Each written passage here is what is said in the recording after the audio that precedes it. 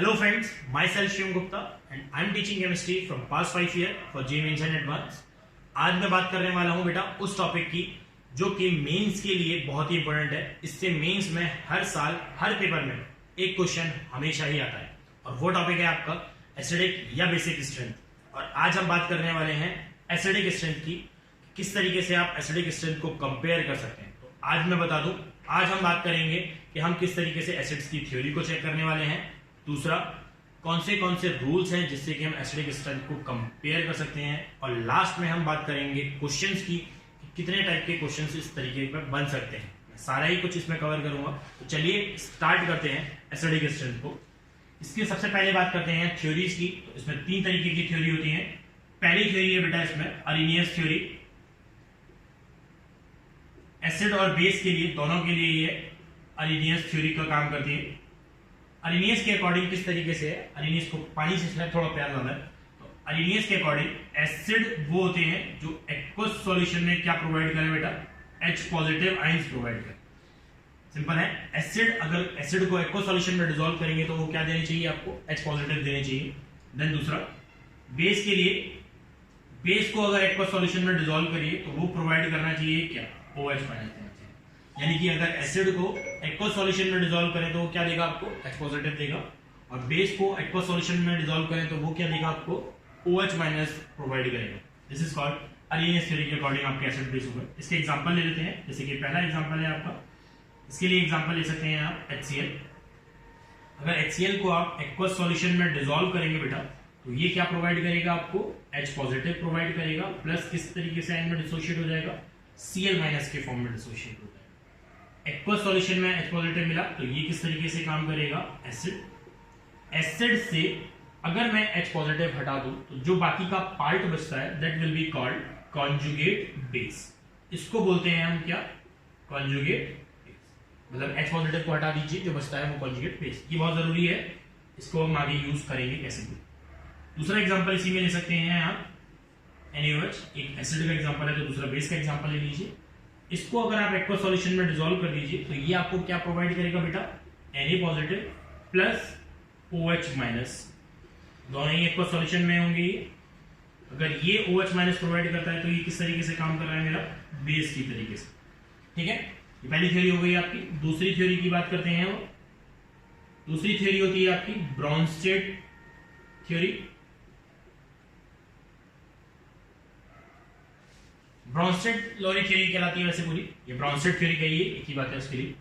Brønsted के हिसाब से एसिड क्या होते हैं बेटा, ब्रॉन्स्टेड के अकॉर्डिंग टू ब्रॉन्स्टेड एसिड्स होते हैं आपके, ब्रॉन्स्टेड प्रोटॉन्स पर वर्क करते हैं। ब्रॉन्स्टेड के हिसाब से एसिड क्या होंगे बेटा आपके, H पॉजिटिव प्रोटॉन डोनर होंगे। जो H पॉजिटिव डोनेट करेंगे that will be called acids. Base क्या होंगे बेटा आपके, जो H पॉजिटिव क्या करेंगे, एक्सेप्टर होंगे। मतलब कि proton acceptor is called base according to Bronsted theory. Clear है। इसके लिए मैं एग्जांपल ले लेता हूं। एसिड के लिए एग्जांपल ले लीजिए तो मैं HCl ही ले रहा हूं अभी। HCl के लिए अगर HCl को डिसोशिएट करेंगे तो क्या बनेगा, H पॉजिटिव बनेगा प्लस क्या बनेगा बेटा आपका, Cl माइनस बनेगा। क्लियर है।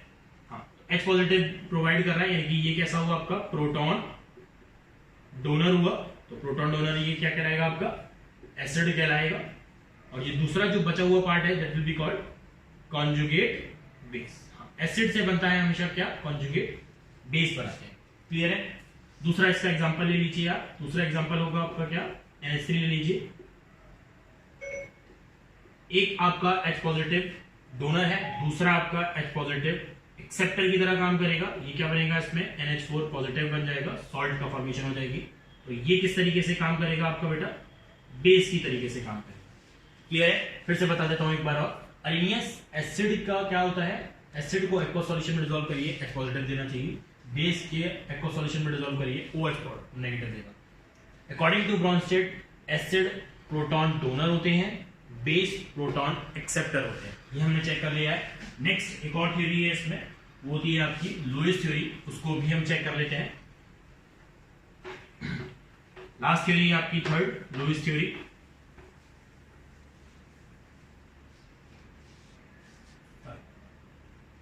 लुईस थ्योरी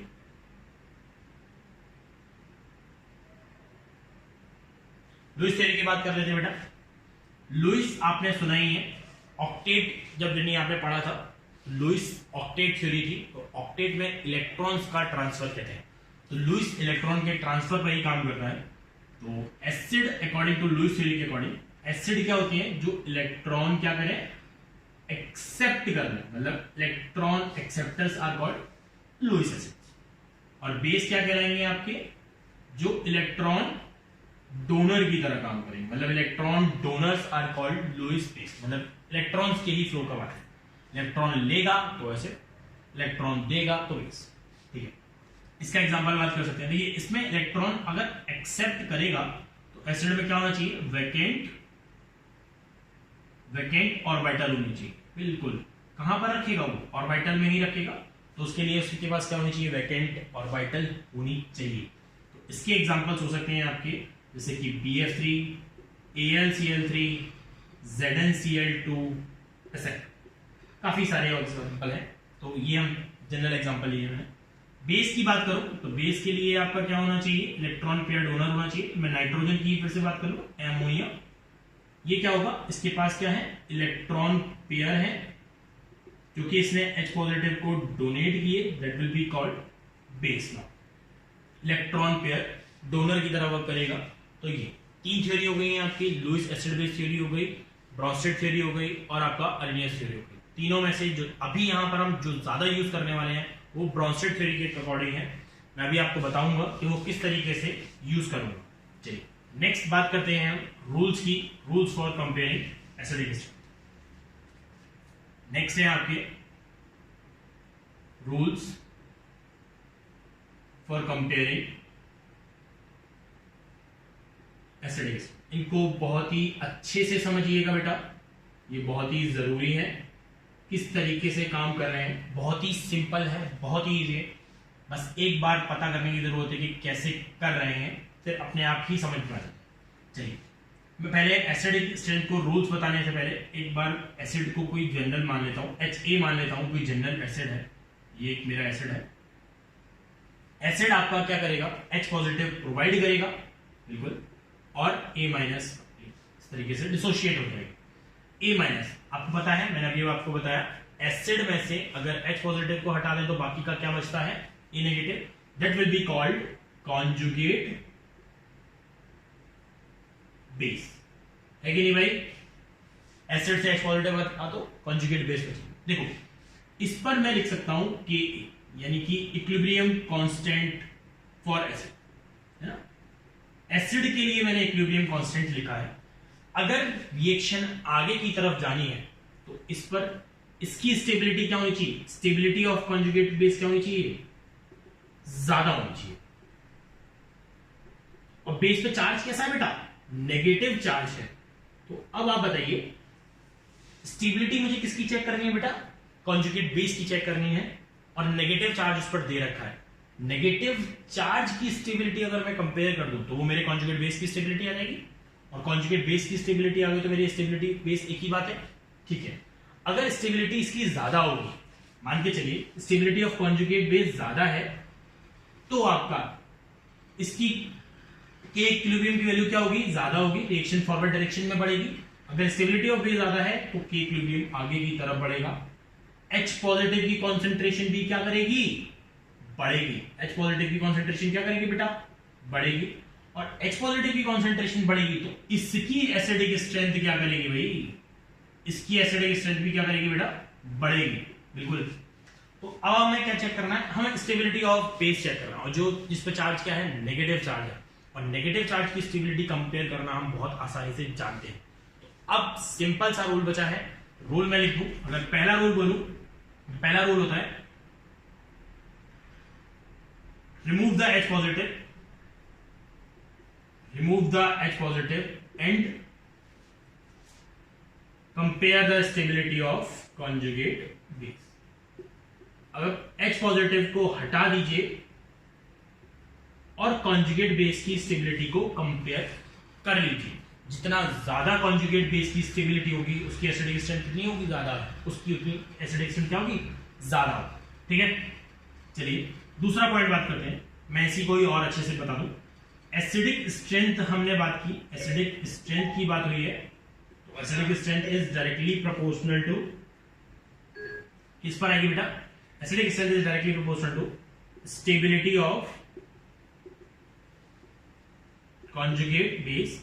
और बेस पर चार्ज कैसा है बेटा आपका, नेगेटिव, सही है ना, नेगेटिव का चार्ज है, तो नेगेटिव चार्ज की स्टेबिलिटी की बात करो, मैं यहां पे लिख देता हूं नेगेटिव चार्ज है। अब आपको पता होगा नेगेटिव चार्ज की स्टेबिलिटी किस पर डिपेंड करती है, इलेक्ट्रॉन विड्रॉइंग ग्रुप्स पर। जितना ज्यादा इलेक्ट्रॉन विड्रॉइंग ग्रुप होगा, जिस भी एटम पर चार्ज दे रखा है उस एटम पर चार्ज कम से कम होना चाहिए, मतलब डिस्पर्स होना चाहिए।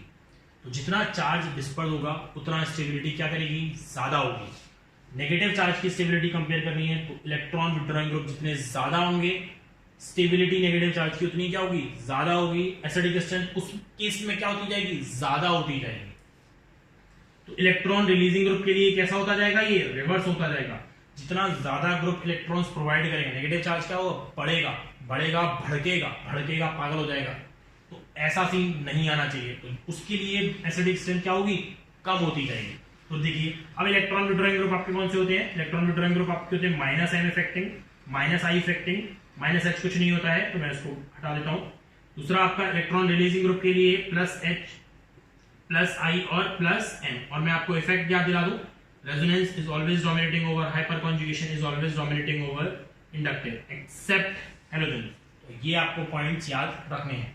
इसमें कुछ पॉइंट्स और रह गए हैं, मैं आपको वो भी बता दूं, ये आप चेक कर रहे हैं। तो acidic strength is also directly proportional to K A value, मतलब इक्विलिब्रियम कांस्टेंट जितना ज्यादा होगा उतनी ही आपकी एसिडिक स्ट्रेंथ क्या होगी बेटा, ज्यादा होती जाएगी। मैं इसको हटा देता हूं, थोड़ा सा इसको चेक कर लीजिएगा, स्पेस की रिक्वायरमेंट है।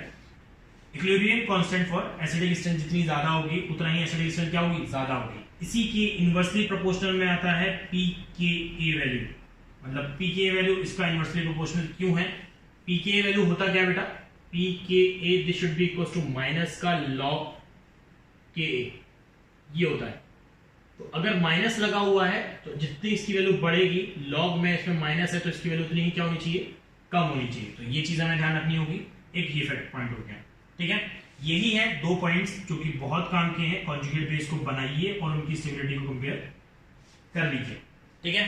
चलिए अब मैं चेक कर लेता हूं कि किस तरीके से स्टेबिलिटी को हमने कंपेयर किया है। अब मैं कुछ क्वेश्चंस कराता हूं और एक और पॉइंट बताता हूं, वो भी बहुत जरूरी है। थर्ड पॉइंट, अगर हम बात करें इन अ पीरियड, अगर एक ही पीरियड के एलिमेंट है, ये पॉइंट बहुत ही इंपॉर्टेंट है, बच्चे इसमें बहुत गलती करते हैं, इस चीज को ध्यान रखना बहुत जरूरी है। अगर इन अ पीरियड बात करें, इसको हटा देता हूं, अगर इन पीरियड बात करें, मतलब कि n की वैल्यू आपकी फिक्स है और सारे आइटम एक ही पीरियड के हैं, then electronegativity is always dominating over size, because size is comparable. मैं आपको इसका एग्जांपल कराऊंगा, ये बहुत ही जरूरी है।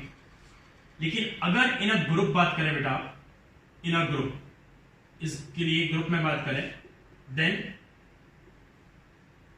साइज इज डोमिनेटिंग ओवर क्या, इलेक्ट्रोनेगेटिविटी। ये बहुत ही इंपॉर्टेंट है, इससे क्वेश्चंस आते हैं, बहुत ज्यादा आते हैं। इसको आपको ध्यान रखना है कि किस तरीके से size is dominating over electronegativity और किस तरीके से electronegativity is dominating over size. ये भी मैं बात करने वाला हूं सिर्फ क्वेश्चंस के थ्रू। तो चलिए स्टार्ट करते हैं क्वेश्चंस को। ये नोट कर लीजिएगा कहीं पर भी, साइड में क्वेश्चंस करने के लिए आपके पास कॉपी होनी चाहिए, आपके पास पेन होना चाहिए एटलीस्ट, जिससे कि आप क्वेश्चंस मेरे साथ करते चलें, देखते चलिएगा किस तरीके से क्वेश्चंस करने वाला हूं। अब मैं बस उन्हीं जो फैक्टर्स हैं उन्हीं को यूज करूंगा और उससे क्वेश्चंस को ट्राई करूंगा। तो चलिए पहला क्वेश्चन ले लेते हैं, कंपेयर एसिडिक स्ट्रेंथ।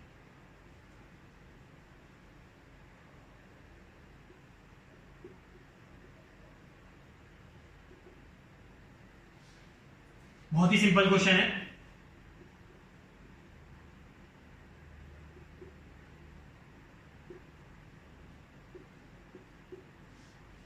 आप ध्यान रखें, आप यानी वीडियो को पॉज कर सकते हैं, देन उसके बाद क्वेश्चन को कॉपी पर लिखिए, उसके बाद और कंपेयर करिए, देन उसके बाद आंसर्स को चेक करिए। मैंने आपको दिया है CH4, NH3, H2O और HF, 4 कंपाउंड दे रखे हैं, एक ही पीरियड के एलिमेंट है। H पॉजिटिव को हटाइए, कॉन्जुगेट बेस बनाइए, स्टेबिलिटी चेक करिए, उसके बाद आप काम कर सकते हैं। चलिए मैं आपको कंपेयर करके बता देता हूँ। पहले H पॉजिटिव, रूल पहला वही है, H पॉजिटिव को हटाना है, तो H पॉजिटिव को मैं हटा दूं तो देख लेता हूँ क्या क्या बनता है। इससे H पॉजिटिव हटाऊंगा बेटा, क्या बनेगा, CH3 पर नेगेटिव चार्ज आएगा। इससे H पॉजिटिव हटाऊंगा तो क्या बनेगा, NH2 पर नेगेटिव चार्ज आएगा। इससे H पॉजिटिव हटाएंगे तो OH पर नेगेटिव चार्ज आएगा, और इससे हटाएंगे तो F पर नेगेटिव चार्ज आएगा। इट मींस कि मैंने ये सारे कॉन्जुगेट बेसिस बना लिए हैं सबके। ये आपको क्लियर है, conjugate base of all acids are double मैंने बना लिए हैं। इसके बाद मेरे को चेक करना है इनकी स्टेबिलिटी। मैंने पहले ही बोला था इनकी स्टेबिलिटी चेक हो जाएगी तो ये अपने आप ही चेक हो जाएंगे। अब देखो, क्या ये एक ही पीरियड के एलिमेंट्स है, क्या ये सेकेंड पीरियड के एलिमेंट्स हैं, मुझे दिख रहे हैं ये सेकेंड पीरियड के एलिमेंट्स हैं बिल्कुल। तो मैंने वहां पर कैसे बताया था आपको, अगर in a period electronegativity is dominating over size, तो आपको पता है इलेक्ट्रोनेगेटिविटी के लिए फ्लोरीन की इलेक्ट्रोनेगेटिविटी ऑर्डर बताया ना यार, फ्लोरीन की इलेक्ट्रोनेगेटिविटी ज्यादा होती है as compare to oxygen, as compare to nitrogen, as compare to carbon. Electronegativity का ऑर्डर ये आता है। तो बताओ भाई, फ्लोरीन पर नेगेटिव चार्ज, ऑक्सीजन पर नेगेटिव चार्ज, नाइट्रोजन पर नेगेटिव चार्ज और कार्बन पर नेगेटिव चार्ज, नाइट्रोजन पर नेगेटिव चार्ज ज्यादा स्टेबल होगा या ऑक्सीजन पर ज्यादा होगा या फ्लोरीन पर ज्यादा होगा। तो मुझे पता है इलेक्ट्रोनेगेटिविटी इज डोमिनेटिंग ओवर क्या होगा, साइज। तो फ्लोरीन पर नेगेटिव चार्ज ये क्या होगा आपका, मोस्ट स्टेबल होगा, और ये कैसा होगा बेटा आपका, लीस्ट स्टेबल होगा। ध्यान रखें इस चीज को। मैंने यहां पर फिर वही पॉइंट यूज किया है, electronegativity is dominating over size. ये हमेशा यूज होता है, काफी जगह पे यूज होता है ये, जब अगर एक ही पीरियड के एलिमेंट्स होंगे या फिर एक ही ग्रुप के एलिमेंट होंगे तो ऐसे फैक्टर्स को यूज करना ही पड़ेगा। बच्चे इसमें बहुत गलती करते हैं, वो साइज का फैक्टर लेते ही नहीं है, तो इस चीज को ध्यान रखिएगा, ठीक है। चलिए, अगर ये ज्यादा स्टेबल है, जिसका कॉन्जुगेट बेस ज्यादा स्टेबल होगा, उसकी एसिडिक स्ट्रेंथ क्या होगी बेटा, उसकी एसिडिक स्ट्रेंथ उतनी ही ज्यादा होगी। तो अगर मैं ऑर्डर लगाऊं तो एसिडिक स्ट्रेंथ का ऑर्डर क्या आएगा, HF सबसे ज्यादा होगा, देन उसके बाद H2O, देन उसके बाद NH3 और लास्ट में आएगा आपका क्या, CH2। ये आपका एसिडिक स्ट्रेंथ का ऑर्डर आ जाएगा, ठीक है। चलिए दूसरा क्वेश्चन देखते हैं इस पे, इसको हटा देता हूं मैं।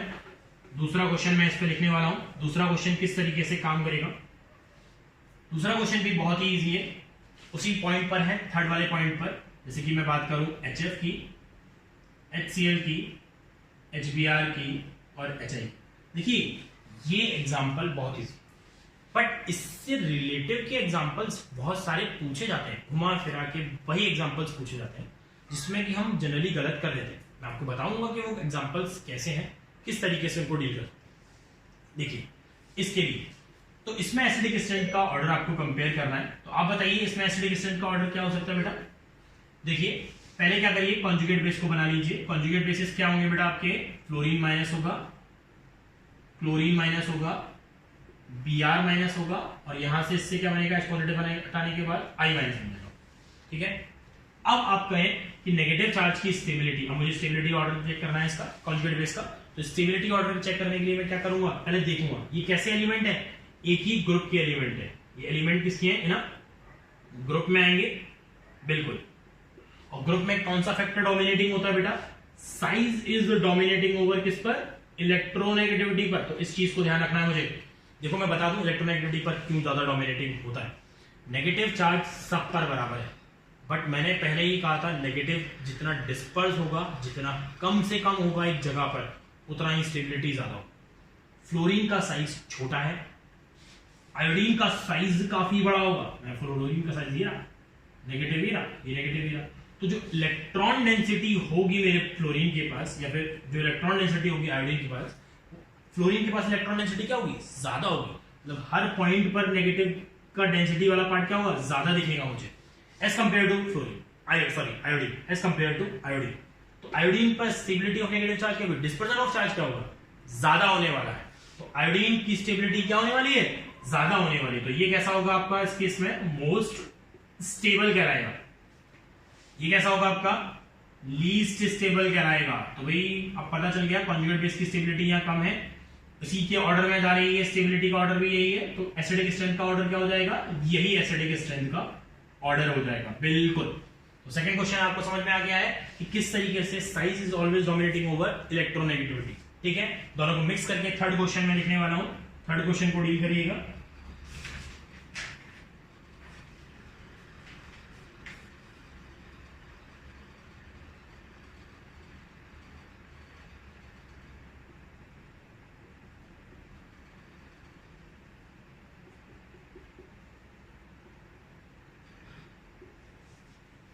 हाँ जी, थर्ड क्वेश्चन ये है जिसमें सेकंड पीरियड के एलिमेंट्स भी हैं, थर्ड पीरियड के एलिमेंट्स भी हैं। अब आपको चेक करना है कि किस तरीके से स्टेबिलिटी का ऑर्डर आएगा, किस तरीके से एसिडिक स्ट्रेंथ का ऑर्डर आएगा। ध्यान रखिएगा, एसिडिक स्ट्रेंथ का ऑर्डर लगाना है और कोई नहीं। चलिए बताइए।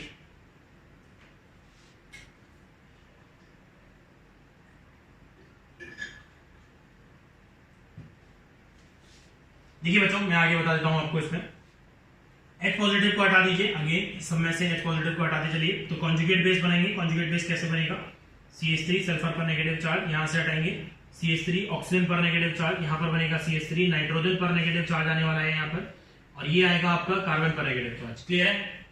चलिए दूसरी बात करें, सल्फर पर नेगेटिव चार्ज, ऑक्सीजन पर नेगेटिव चार्ज, नाइट्रोजन पर नेगेटिव चार्ज, कार्बन पर नेगेटिव चार्ज। अब मैं पहले ये बात कर लूं कि कौन सा बड़ा है साइज में, क्योंकि साइज का factor is always dominating over electronegativity.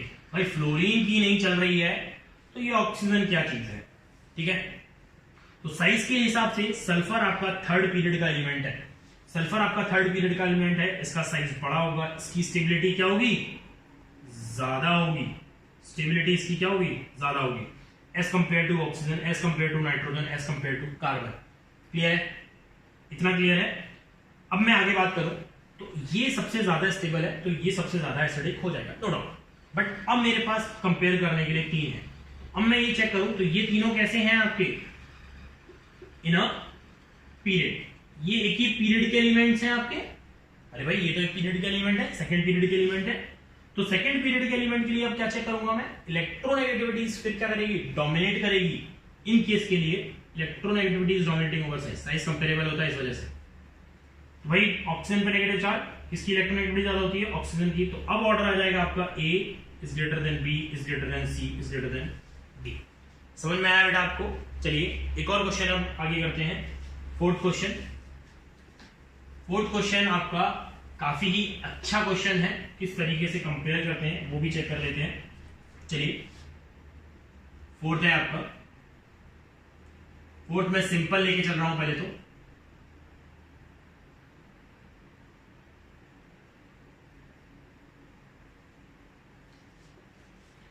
Sulphonic acid लिया है मैंने, बेंजीन सल्फोनिक एसिड।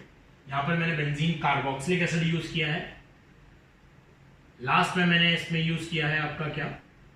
फिनॉल। ये इन तीनों के लिए आपको एसिडिक स्ट्रेंथ कंपेयर करनी है। तो चलिए एसिडिक स्ट्रेंथ कंपेयर कर लेते हैं। H पॉजिटिव को हटाइए, रेजोनेटिंग स्ट्रक्चर्स बनाएंगे, शायद कुछ हो सकता है, या फिर आप चेक करें किस तरीके से हो सकता है। मैं आपको बता देता हूं। H पॉजिटिव को हटा दीजिए। H पॉजिटिव को हटाने के बाद जो आपका बनेगा वो बनेगा आपका PH, sulphur double bond O, double bond O, oxygen से जुड़ा हुआ है तो ये रहा। क्लियर है? यहां पर भी इसी तरीके से होगा, PH carbon double bond O, double bond O, oxygen पर नेगेटिव, और यहां बनेगा आपका PH ऑक्सीजन पर नेगेटिव चार्ज। क्लियर है? नेगेटिव चार्ज सब में ऑक्सीजन पर ही है, तो नो डाउट सल्फर पे, मतलब मेरे कहने का मतलब है ऑक्सीजन पर ही नेगेटिव चार्ज है, तो इसका मतलब ये हुआ कि इन पीरियड वाला फैक्टर आप नहीं लगा पाएंगे, सब पर सेम ही एटम पर चार्ज है। अब बात करते हैं कि ऑक्सीजन पर नेगेटिव चार्ज स्टेबलाइज कैसे कैसे हो रहा है। तो यहां मैं चेक करूं, यहां पर जो स्ट्रक्चर बनेंगे वो इन दोनों के साथ रेजोनेटिंग स्ट्रक्चर बन सकते हैं। तो इसके total number of resonating structure बनेंगे कितने बेटा? 3 equal resonating structures are obtain यहां पर। और इसी तरीके से चेक करें तो कार्बोक्सिलिक एसिड में आपके पास 2 इक्वल रेजोनेटिंग स्ट्रक्चर्स ऑब्टेन होंगे, जबकि यहां इक्वल रेजोनेटिंग स्ट्रक्चर्स ऑब्टेन नहीं होंगे, बट पीएच के साथ कॉन्जुगेशन तो हो ही जाएगा। इसको इस तरीके से चेक करो, ये पीएच के साथ कॉन्जुगेशन प्रोवाइड कर ही देगा, ये पीएच के साथ इस तरीके से। तो equal resonating structure is always dominating over unequal resonating structure. सही बात है? तो इसकी stability as compare to this क्या होगी? ज्यादा होगी। अब यहां 2 इक्वल रेजोनेटिंग स्ट्रक्चर और यहां पर रेजोनेटिंग स्ट्रक्चर्स कितने बेटा? 3। तो 3 equal resonating structure is always dominating over क्या? 2 is always dominating over unequal. तो एसिडिक स्ट्रेंथ कंपेयर हो गई हमारी, तो एसिडिक स्ट्रेंथ क्या आएगी हमारी? इस तरीके से एसिडिक स्ट्रेंथ आ जाएगी। क्लियर है? सबसे पहले सल्फोनिक एसिड, वैसे भी याद रहना चाहिए सल्फोनिक एसिड की एसिडिक स्ट्रेंथ काफी ज्यादा होती है। फिर उसके बाद आता है आपका कार्बोक्सिलिक एसिड, लास्ट आता है आपका फिनॉल का टाइप। चलिए एक और क्वेश्चन कर लेते हैं इसी पे।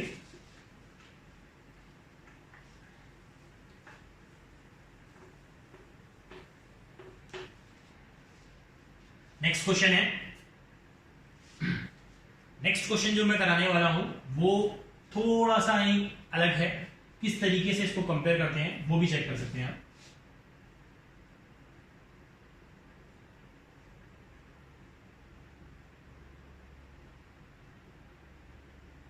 मैं यहां पर नाइट्रो ग्रुप लगाने वाला हूं, ऑर्थो पर लगाया है मैंने ये।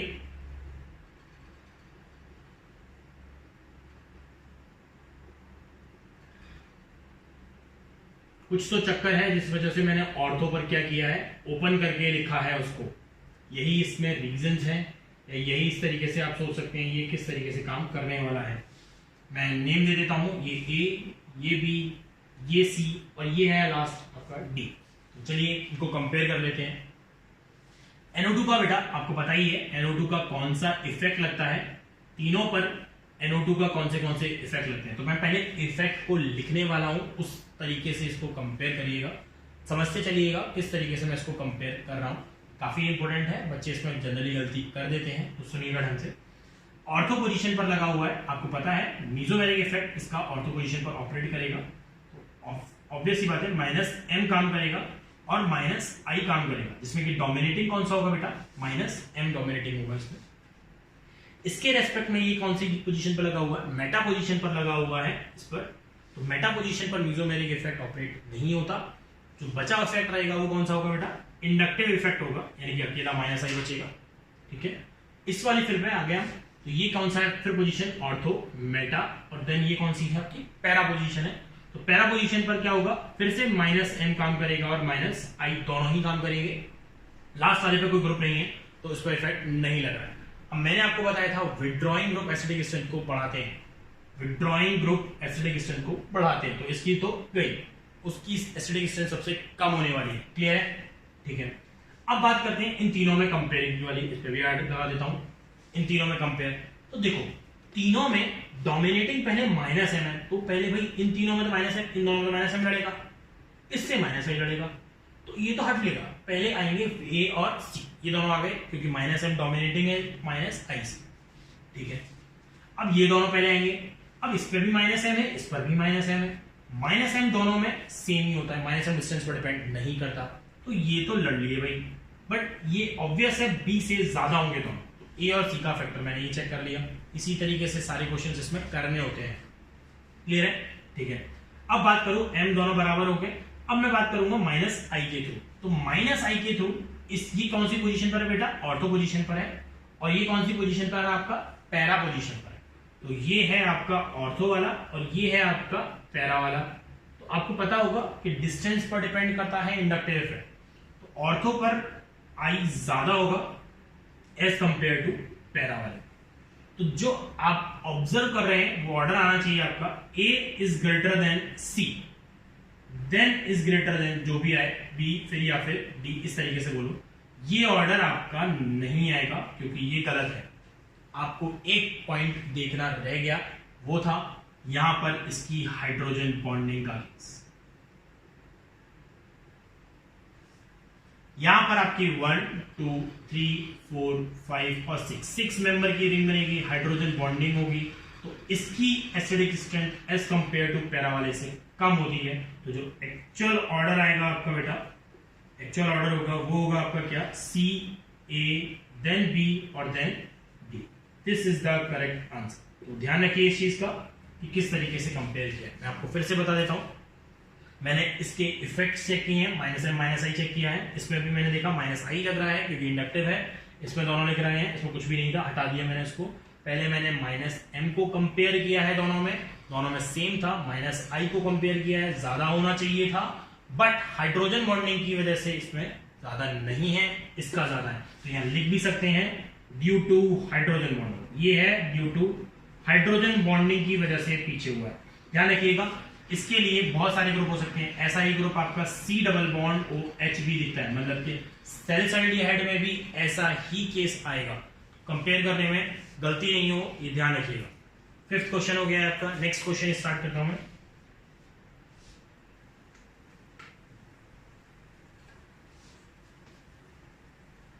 नेक्स्ट क्वेश्चन आपका JEE एडवांस का एक लास्ट ईयर का क्वेश्चन है जो कि काफी ही अच्छा है। मैं इसको कवर करके ही आज रैप करूंगा। 6 क्वेश्चन है इसमें।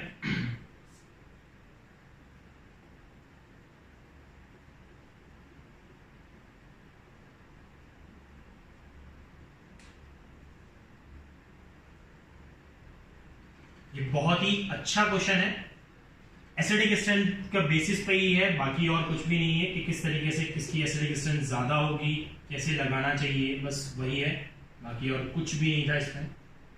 बहुत ही लल्लू टाइप का क्वेश्चन है।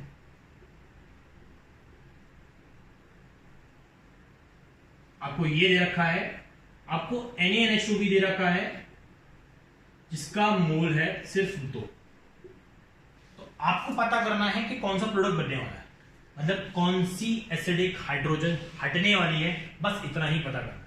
तो सबसे पहले तो मैं ये पता कर लूं कि इसमें एसिडिक हाइड्रोजन है कहां पे। भाई सारी हाइड्रोजन तो मेरी एसिडिक नहीं हो सकती, तो कोई ऐसी होगी जो मोर इलेक्ट्रोनेगेटिव एटम से होगी। ऑब्वियस सी बात है, मोर इलेक्ट्रोनेगेटिव एटम से जो हाइड्रोजन होती है वही एसिडिक हाइड्रोजन की तरह ज्यादातर काम करती है। तो अब मैं उसको चेक कर लेता हूं। तो मेरे पास जो हाइड्रोजन है वो मैं देखूं, एक तो ये लल्लू सी, एक ये रही, एक ये रही, और एक है ये वाली, ठीक है। तो मेरे पास हाइड्रोजन कितनी आ गई हैं? 4। नंबरिंग कर देता हूं, जबकि इस पे A, B, C और ये D। NaNH2 क्या है आपका? NaNH2 बेटा आपका क्या है? बेस है, जो कि एसिडिक हाइड्रोजन को खाने आया है। उसको 2 एसिडिक हाइड्रोजन चाहिए, जो कि 2 एसिडिक हाइड्रोजन कौन सी ज्यादा एसिडिक होगी वो सबसे पहले जाएगी, उसके बाद जो दूसरे नंबर की होगी वो सेकंड टाइम पे जाएगी।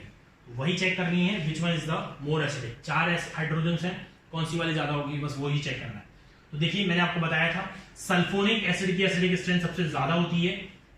देन उसके बाद आता है कार्बोक्सिलिक एसिड, ये अलग ही ग्रुप दिख रहे हैं। और इसमें देखिए यहां पर अगर मुझसे और ज्यादा देता तो इस ग्रुप को देखिए, इसमें OH के पैरेलल में यहां पर मेटा पोजीशन पर कहां पर लगा हुआ है, ये मेटा पोजीशन पर NO2 लगा हुआ है, तो इसकी एसिडिक स्ट्रेंथ भी ज्यादा है। और देन लास्ट में आएगा ये आपका कौन सा, sp हाइब्रिडाइज्ड कार्बन से जो हाइड्रोजन लगा हुआ है। तो मैं अगर ऑर्डर लगाना चाहूं इसमें, तो ऑर्डर क्या आएगा बेटा एसिडिक स्ट्रेंथ का? सबसे पहले आएगा बेटा आपका क्या, B, उसके बाद कौन सा आएगा C, उसके बाद कौन सा आएगा D, और लास्ट में कौन सा आएगा आपका A। लेकिन मेरे पास मोल कितने हैं? 2, तो वो कौन से एसिडिक हाइड्रोजन को हटाएगा? ये OH ये NH2 माइनस इसको ले जाएगा और इसको ले जाएगा। तो प्रोडक्ट में आपको सिर्फ इसके H को हटाना है, इसके H को हटाना है, और वो आपका क्या हो जाएगा, आंसर। क्लियर है बेटा? समझ में आया इसके लिए? देखिए मैं आपको बता दूं, मैंने अभी इसमें ऑर्थो इफेक्ट को इंक्लूड नहीं किया है। मैं इसको नेक्स्ट लेक्चर में आगे कंटिन्यू करूंगा, बेसिसिटी को इस पे आगे कंटिन्यू करूंगा, तब मैं आपको ऑर्थो इफेक्ट के बारे में भी बताऊंगा। ये मेरा पहला वीडियो लेक्चर है। I hope you like it. Thank you.